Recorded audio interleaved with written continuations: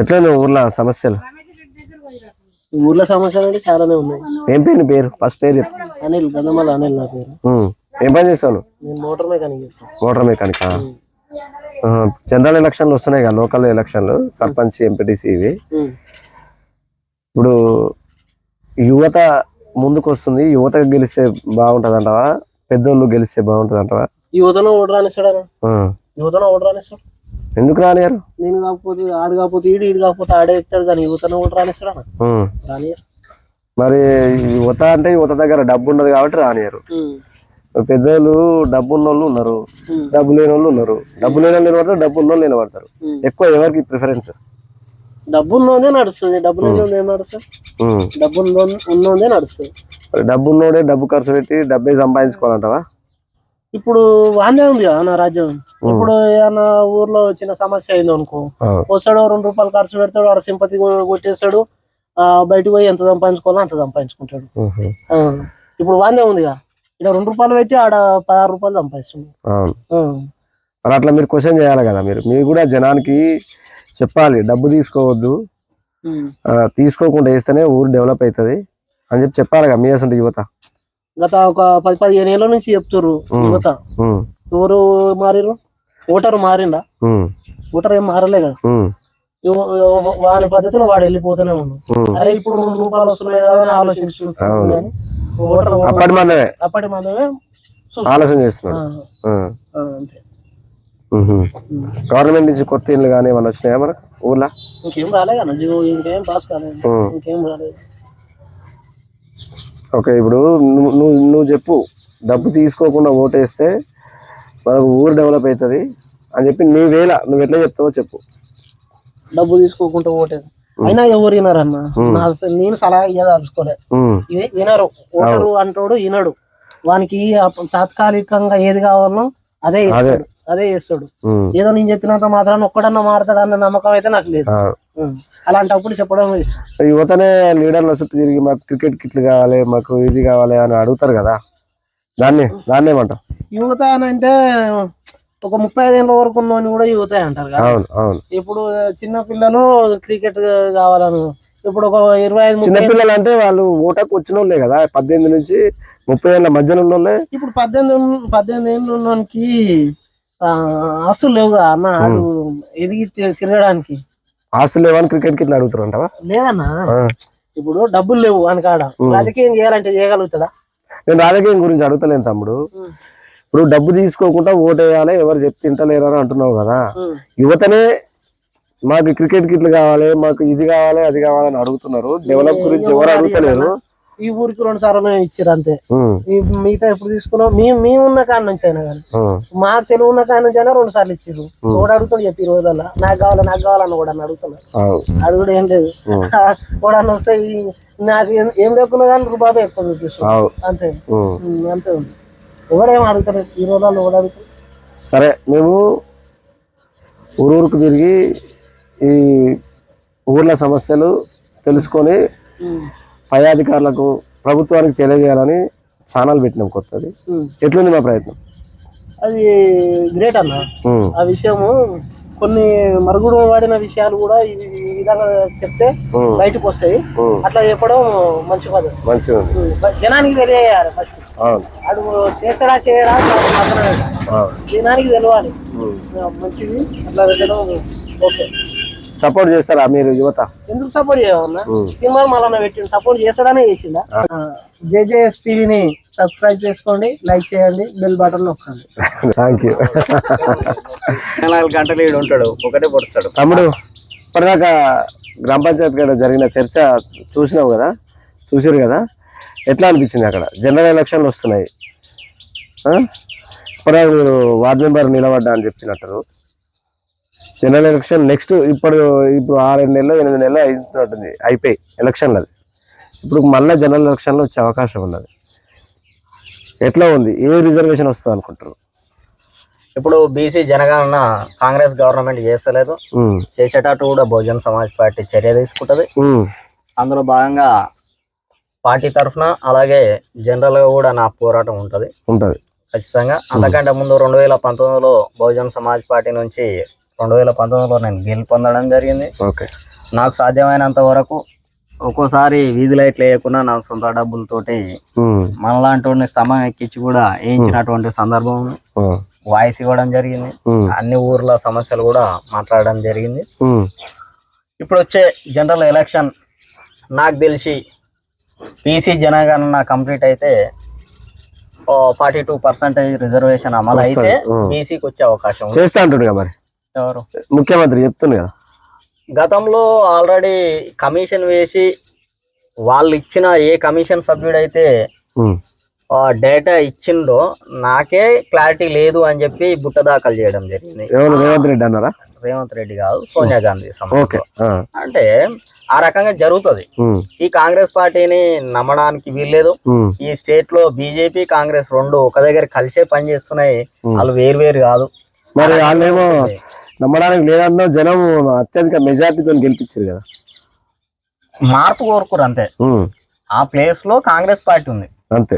ఏదైనా కూడా ఆ ప్లేస్ లో బరాబర్ ఆపోజిట్ వాయిస్ లో ఉంటే ఖచ్చితంగా ఆ పార్టీకి వచ్చేది. అందులో భాగంగా గతంలో చూసారు కాబట్టి సరే చూద్దామనే ఒక ఆలోచనతోటి కాంగ్రెస్ పార్టీకి వేసి ఉండొచ్చు. కానీ 6 నెలల్లో ఈ కాంగ్రెస్ పార్టీ ఇంకా మారలేదు, అట్లే ఉందని తెలిసింది. కానీ 5 ఏళ్ల దాకా ఇక మెడకవాడ పాము కరవకమానది అన్నట్టు భరిస్తారు జనం అంతే. ఈసారి టిఆర్ఎస్ పార్టీని ఎట్లయితే బిఆర్ఎస్ ఉన్నదో దానికంటే ఇంకా దారుణంగా వచ్చే ఎన్నికల్లో ఓడగొడుతుంది డెఫినెట్లీ.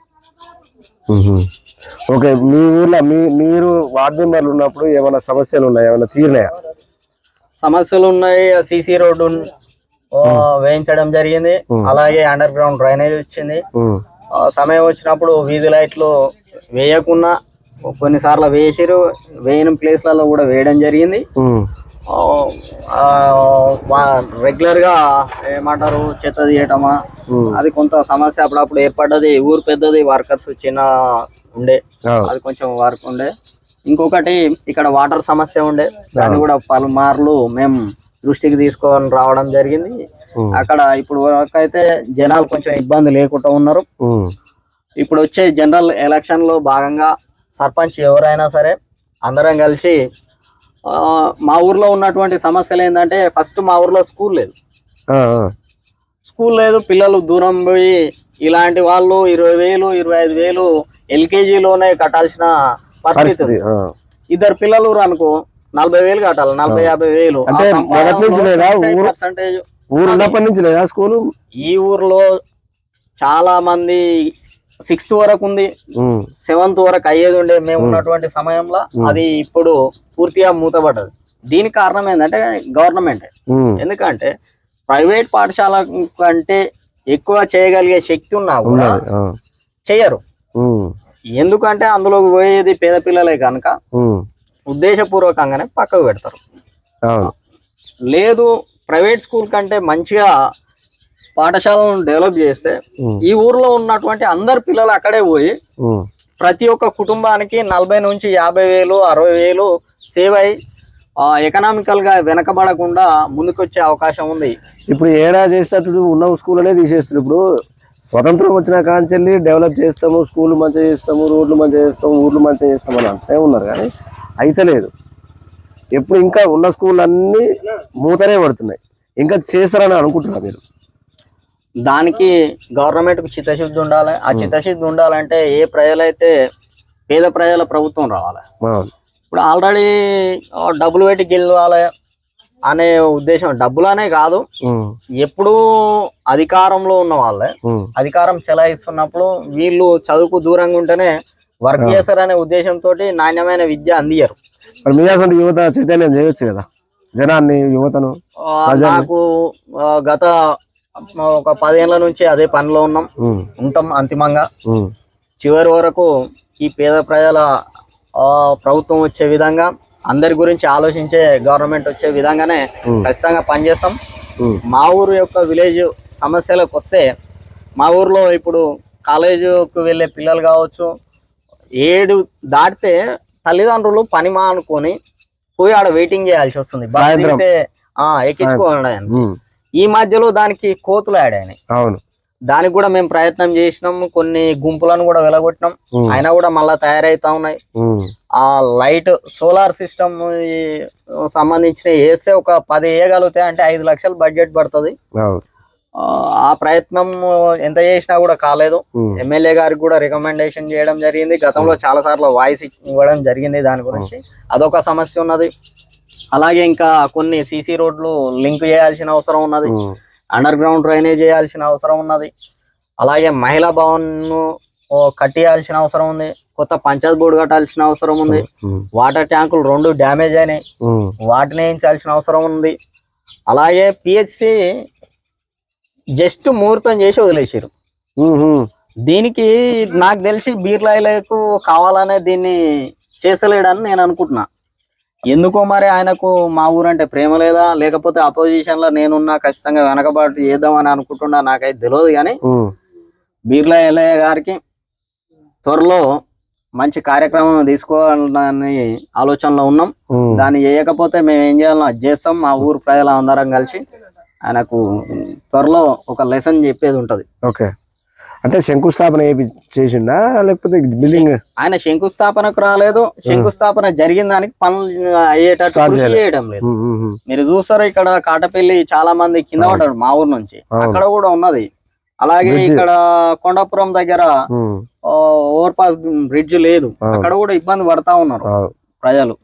కాబట్టి ఈ ఊర్లో ఉన్నటువంటి సమస్యలను వచ్చే సర్పంచ్ తీర్చే విధంగా ప్రయత్నం చేయాలి. అలాగే స్ట్రీట్ లైట్స్ ఉన్నాయన్నా, ఈ స్ట్రీట్ లైట్స్ ను సోలార్ సిస్టమ్ గా తయారు చేస్తే మనకు బిల్ మిగులుతుంది. అక్కడ మేము మాట్లాడే టైంలో ఈ కరెంట్ బిల్లే అక్కడ పోవడం జరుగుతుంది.